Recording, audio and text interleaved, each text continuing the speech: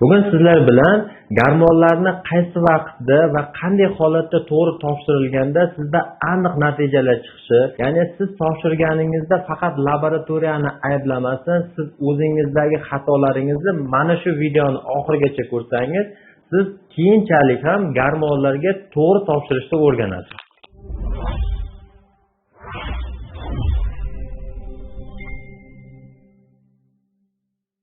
Men Tursunov Ilyos Iskandarovich, endokrinolog shifokoriman. Ish faoliyatim natijasida endokrinologik kasalliklar bilan kasallangan bemorlarga yordam berib kelmoqdaman. Birinchi ko'pchilik tanish bo'lgan gormonlardan biri bu insulin. Insulin bu aslida qanaqa gormon? Insulin oshqozon osti bezida beta kletkalar tomonidan ishlab chiqariladigan qondagi glyukozani tushiradigan asosiy gormonlardan biri.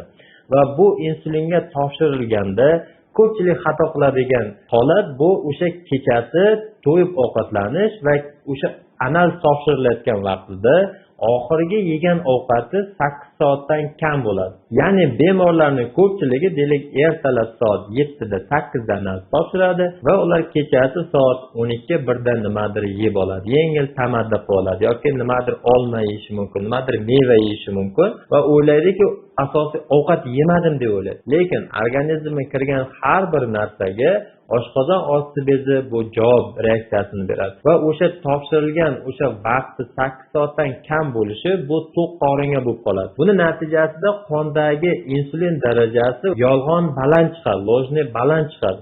Shuni hisobiga bemorlarda insulini baland bo'lib vahimaga tushib qolishadi. Shuning uchun insulinni topshirganingizda oxirgi yegan ovqatingiz 8 soatdan ko'p bo'lishi kerak va o'sha siz oxirgi yegan ovqatingiz kechki 10 dan keyin yemasligingiz kerak va ertalab bemalol soat 6 dan 8 gacha bo'lgan oralikda topshirsangiz insuliningiz juda to'g'ri chiqadi. Bizlarga insulinni ovqatdan keyingi darajasi emas, bizlarga qondagi bazal uroveni kerak. Ya'ni ovqatlar orasidagi darajasi muhim. Keyingi gormonlardan biri bu kortizol, ya'ni gormon stress hisoblanadi. Bu analizni topshirishdan oldin siz 2-3 kun oldin tinch, spokойно holatda bo'lishingiz yoki boshqa infeksion kasalliklar bilan kasallanmasligingiz kerak. Chunki bunaqa vaqtda kortizol qonda baland miqdorda saqlanib turadi va siz topshirganingizda o'sha organizmni stress vaqti, ya'ni o'sha infeksiya bilan kurashish yoki organizm o'sha jahli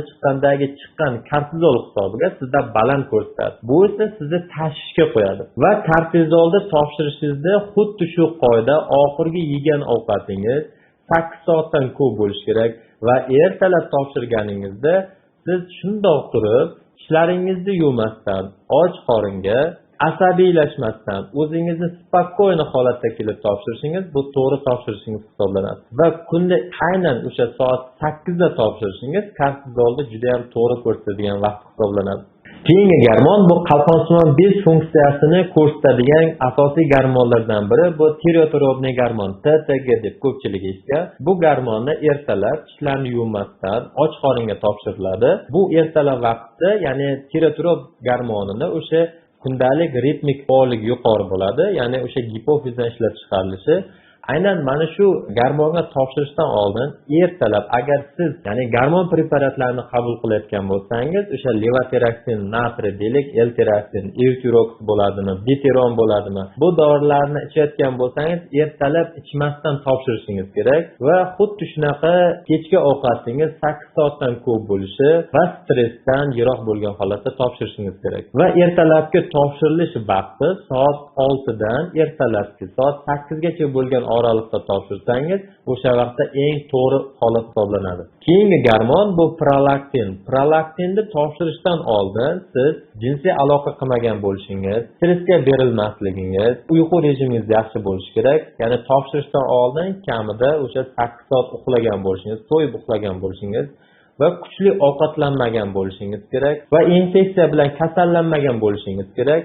Va siz agar emizikli holatda bo'lsangiz, prolaktinni topshirishdan manfaat yo'q. Prolaktinni topshirishdan oldin albatta sutdan chiqarib keyin topshirganingiz bu to'g'ri ko'rsatkich hisoblanadi. Ko'pchilik mana shu prolaktinga topshirishda xato qiladigan narsa o'sha topshiriladigan kuni kechasi jinsiy aloqa qilib ertalab topshirishi. Bunday vaqtda prolaktinni lojniy baland chiqishi, yolg'on baland chiqishi kuzatiladi. O'shaning uchun siz jinsiy aloqadan saqlangan bo'lishingiz kerak. Siz chekmasligingiz va ichmasdan kelib och qoringa tishlarni yuvmasdan ertalab soat 8 dan 10 gacha bo'lgan oraliqda prolaktinga topshirsangiz juda ham to'g'ri chiqadi. Keyingi gormonlardan biri bu progesteron. Progesteron bu ayollarda ovulyatsiya bo'layotganligini yo'qni ko'rsatib beradigan gormonlardan biri.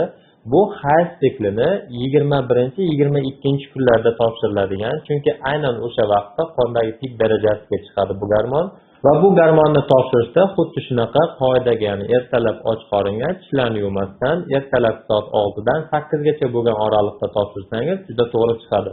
Qolgan jinsiy gormonlarga testosteron bo'ladimi, estradiol bo'ladi va bu hayz siklini ayollarda qat'iy nazar topshirilaveradi. Erkaklarda ham xuddi shunaqa kunduz tanlanmaydi, faqat ertalabga och qoringa tishlarni yuvmasdan ertalab soat 6 dan 8 gacha bo'lgan oraliqda topshirilsa, o'sha vaqtda eng to'g'ri javob bo'ladi. Xulosa shuki, siz gormon topshirganingizda rezultati xato chiqsa, siz laboratoriyani ayblamasdan, siz birinchi navbatda to'g'ri topshirganligingizga ahamiyat bering.